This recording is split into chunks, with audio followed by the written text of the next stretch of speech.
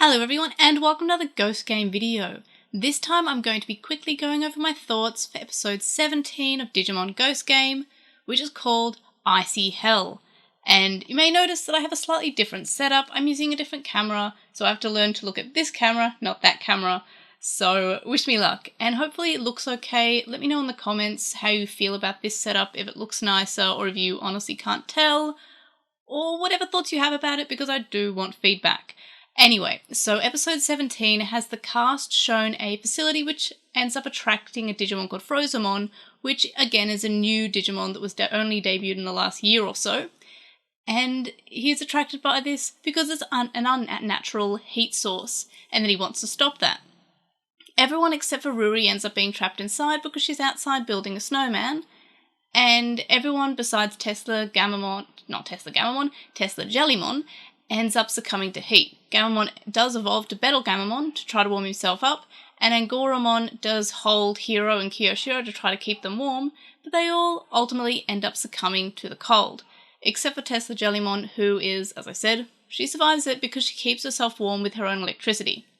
Kiyoshiro ends up passing out, but before he does so, tells Tesla Jellymon to go outside and save Ruri because Frozomon is going to attack her now. So Tesla Jellymon shows up, and Ruri is feeling kind of hopeless because she's worried that everyone else is dead. Tesla Jellymon's also worried, but she says that the only thing that they can do is fight because they're the only ones left. And Ruri ends up being able to command Tesla Jellymon with the attacks like Kiyoshiro has previously been able to do, with those flashes of inspiration.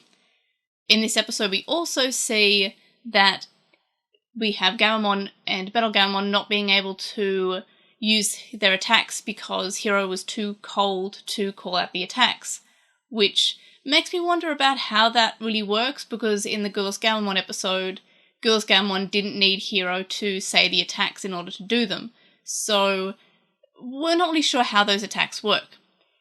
But in any case, so we end up learning that Frozomon had a bunch of Digimon that were just passing through, and were unable to do so because of the heat source. So Kiyoshiro ends up saying that he will turn off the heat source while they are passing through, so they can pass through safely because they're all ice and snow Digimon.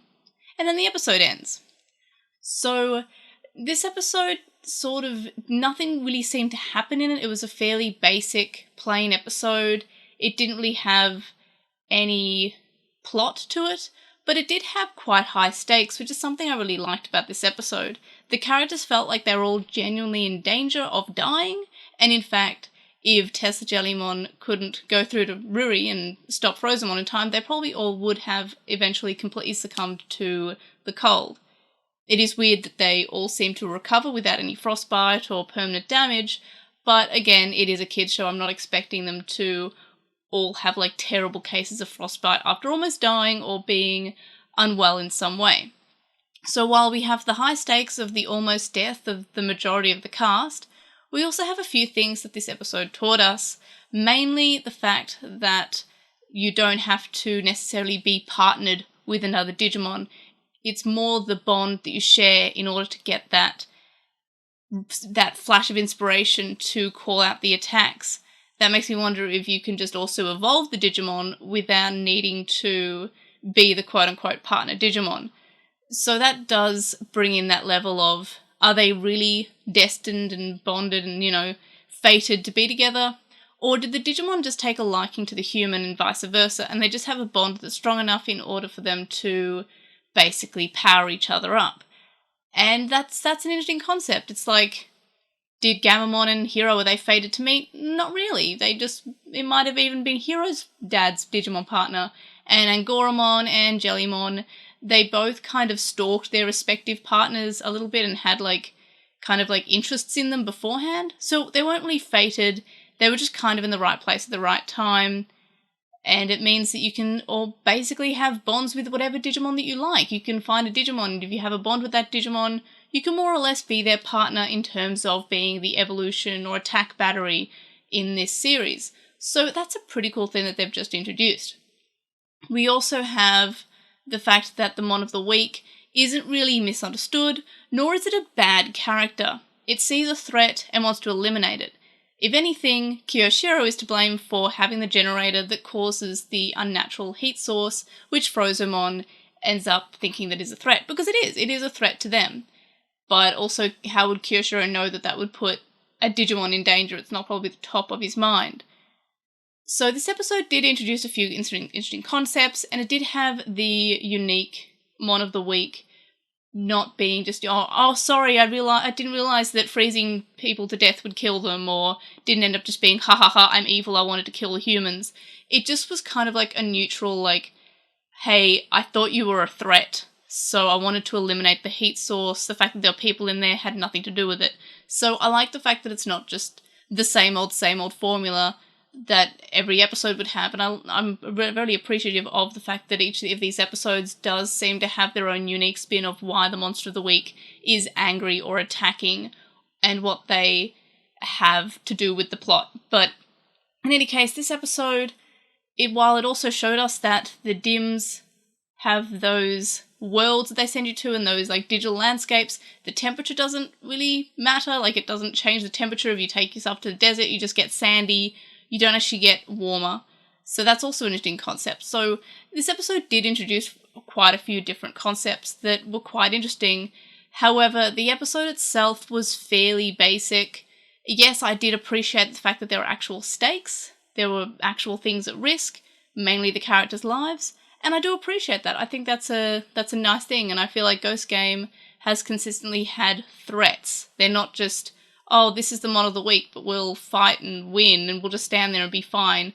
And that's a lot of Digimon. The humans end up being fine, but this episode the humans were not fine, and the Digimon also were not fine, except for Tesla Jellymon.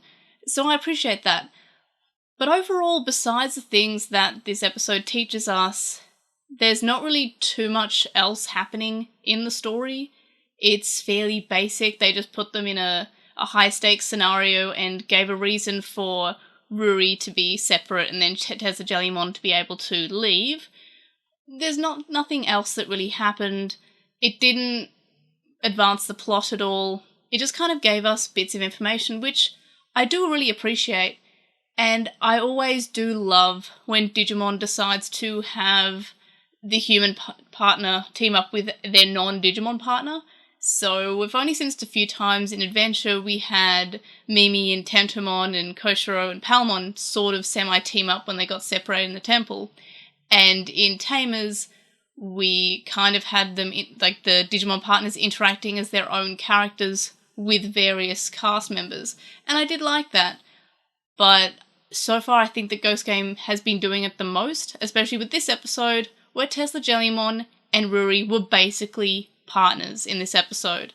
And it's really changing what we knew about what a Digimon partner is. Like, you're not actually destined to be with this one Digimon partner. You can be with all of them, as long as you have a bond there. So that is kind of interesting. So I'm willing to give this episode a pass as a pretty okay episode, just on the basis that it does introduce a lot of concepts, and it does set the stakes pretty high, as this series has continuously done, is set the stakes high, put in threats, put the kids in danger, which a lot of Digimon is. The kids are kind of just standing off in the distance somewhere in the battle, saying, yeah, do the fight, win, yeah, I have a Digivice. That's their contribution.